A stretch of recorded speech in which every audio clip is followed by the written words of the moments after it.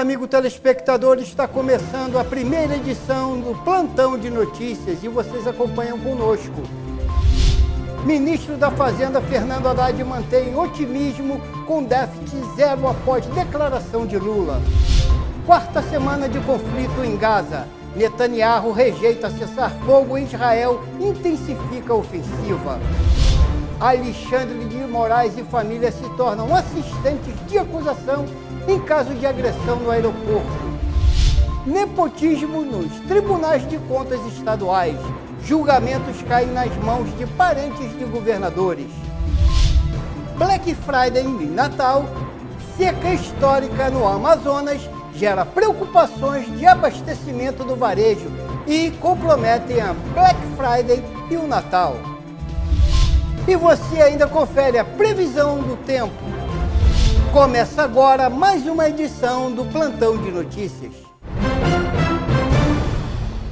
Depois do presidente Lula expressar incerteza sobre a garantia do déficit zero no próximo ano, o ministro da Fazenda, Fernando Haddad, negou qualquer relaxamento do ajuste fiscal. Haddad ainda reforçou que o governo não vai afrouxar o ajuste fiscal e disse que pretende antecipar as medidas que seriam tomadas no ano que vem, mas não detalhou o plano.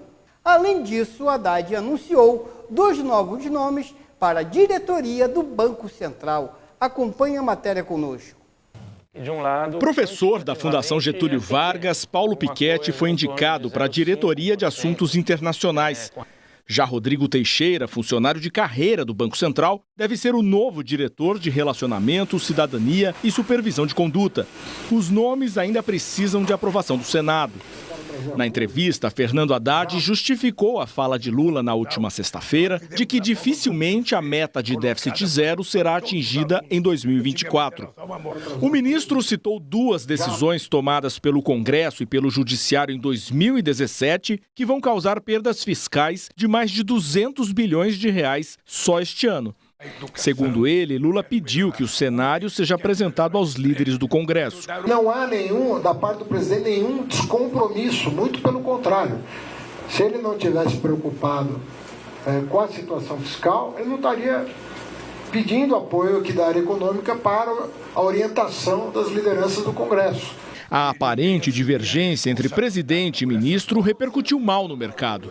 Haddad ainda reforçou que o governo não vai afrouxar o ajuste fiscal.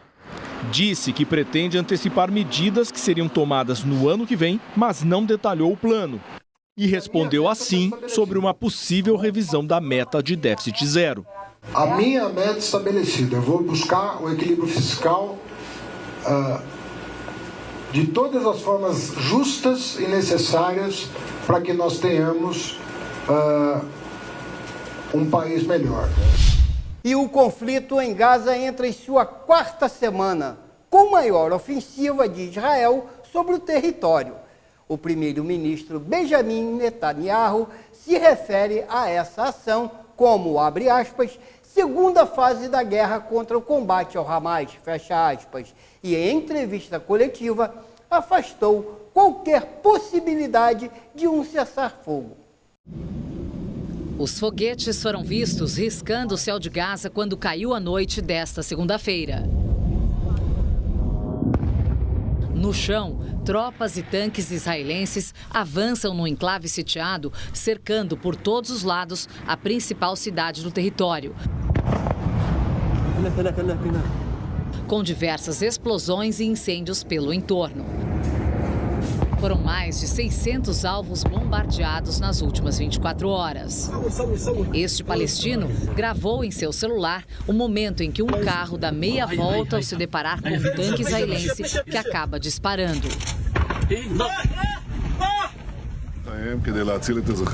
O movimento em Gaza é o que Benjamin Netanyahu chama de segunda fase da guerra contra o Hamas. Em entrevista coletiva, ele afastou qualquer possibilidade de um cessar-fogo. Assim como os Estados Unidos não concordaram com o cessar-fogo depois de Pearl Harbor ou 11 de setembro, Israel não vai parar. Os apelos por uma trégua são apelos por uma rendição ao Hamas. Isso não vai acontecer, declarou o primeiro-ministro. O governo de Israel também anunciou que as tropas conseguiram libertar uma soldado que tinha sido feita refém no ataque terrorista de 7 de outubro. Já o Hamas afirma que a ofensiva fracassou e que os israelenses estão tentando enganar a opinião pública. Segundo o Ministério da Saúde palestino, administrado pelo grupo, o número de mortos já ultrapassou 8.300 na faixa de Gaza. A ajuda humanitária segue entrando em Gaza, mas ainda é considerada insuficiente. Muitos palestinos estão sem acesso à comida e à água potável. E crescem as manifestações pelo mundo. E o abuso de autoridade continua no nosso país, por quem deveria cuidar, inclusive, das regras da Constituição no Brasil. Acompanhe esse caso. Alexandre de Moraes e sua esposa e seus 3 filhos agora se tornaram assistentes de acusação no caso Buscando Justiça para as alegadas agressões sofridas durante uma viagem à Itália. No entanto, a Procuradoria-Geral da República, a PGR, recorreu e pediu que a decisão da Justiça seja indeferida. Esse desenvolvimento legal complexo está gerando debates intensos na esfera jurídica e política. De acordo com a PGR, colocar o ministro do STF como assistente de acusação, sem que exista uma formulada, confere privilégio incompatível com o princípio republicano, da igualdade, da legalidade e da própria democracia. Pede que Alexandre de Moraes e família sejam retirados dessa condição por ausência de previsão constitucional e legal. Bom, na verdade, no entendimento da PGR, não pode haver assistente de acusação na fase pré-processual, ou seja, antes que o processo tramita em fase de investigação. O ministro não deveria ter acesso irrestrito a esse inquérito. Nós temos uma investigação que está sendo conduzida a partir ali do STF. Nós temos a própria vítima que compõe esse órgão colegiado. Evidentemente, ele é absolutamente impedido de julgar, mas isso não significa que não haja, ainda que isso não seja um argumento central, mas assim, uma certa influência e até um tratamento mais condescendente, vamos dizer, de seus colegas, que de fato é como se estivesse dando a chave do cofre para a vítima, você tem acesso a absolutamente tudo, e essa figura da vítima ainda não tem esse espaço de parte. Em julho, Moraes e a família teriam sido abordados por 3 brasileiros no aeroporto de Roma, que o xingaram. O filho do ministro teria sido agredido com um tapa no rosto. A decisão monocrática foi do ministro Dias Toffoli, responsável pela investigação, que corre em segredo de justiça. O Ministério Público contesta também restrições no acesso aos vídeos gravados no aeroporto. Toffoli negou, na semana passada, compartilhar cópia das filmagens com a defesa dos investigados. O caso deve ser remetido ao órgão colegiado, que aí, dessa forma, poderá deliberar o juízo competente para julgar o caso. Vale lembrar que o Fórum de Prerrogativas de Função é para quem é acusado, nunca para a vítima. E os governadores estaduais estão aproveitando uma brecha legal para nomear parentes e amigos para tribunais de contas estaduais, órgãos responsáveis por julgar contas e gastos públicos. Isso leva à questão sobre imparcialidade e isenção desses julgamentos, uma vez que pessoas ligadas politicamente a governadores têm influência direta sobre as decisões. Em Alagoas, Renata Calheiros, mulher do ex-governador Renan Filho e conselheira do Tribunal de Contas do Estado, foi sorteada relatora de um processo referente à compra do Hospital do Coração pela Prefeitura de Maceió. A polêmica foi aberta depois do senador Renan Calheiros, sogro de Renata, cobrar publicamente uma investigação. Renata pediu para deixar a relatoria, alegando questões de foro íntimo. No Maranhão, o sobrinho do governador Carlos Brandão, nomeado para o Tribunal de Contas do Estado este ano, também foi escolhido relator em 2 processos envolvendo aliados do tio. mas não abriu mão da relatoria. Vale destacar que a indicação de cônjuge, companheiro e parente de terceiro grau foi proibido no serviço público por decisão do Supremo Tribunal Federal. Mas vale também observar que a própria Corte abriu exceção e estabeleceu que em funções públicas de caráter político, como secretários municipais, poderá haver nomeação de parentes. É nessa brecha que vários governadores se apoiam para nomear parentes em cargos nos tribunais estaduais. O governador do Pará, Helder Barbalho, nomeou a esposa, Daniela Barbalho, para o Tribunal de Contas do Estado. O mesmo aconteceu com Rejane Dias, mulher de Wellington Dias, atual ministro do Desenvolvimento Social, quando ele governava o Piauí. Os TCEs têm 7 conselheiros, 4 definidos pelas assembleias legislativas e 3 pelo executivo.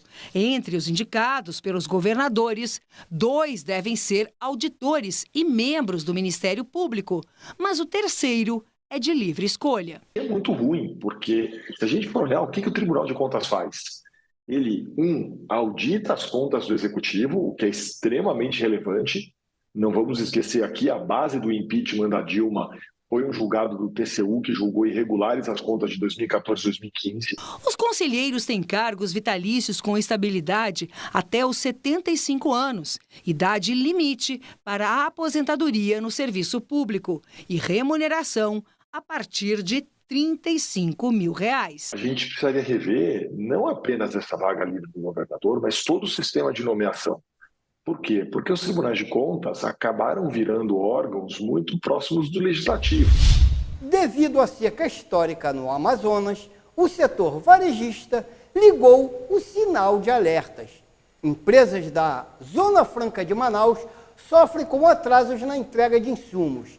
E isso pode resultar em aumentos de preços para o consumidor. Confira. O deslocamento de navios está longe de voltar ao normal no porto de Manaus. Situação preocupante, já que 95% da logística de produtos na região é feita por rios. Segundo a Associação Brasileira da Indústria Elétrica e Eletrônica, há o atraso na entrega de insumos que já vem gerando aumento do custo logístico. Há também relatos de paralisação parcial da produção.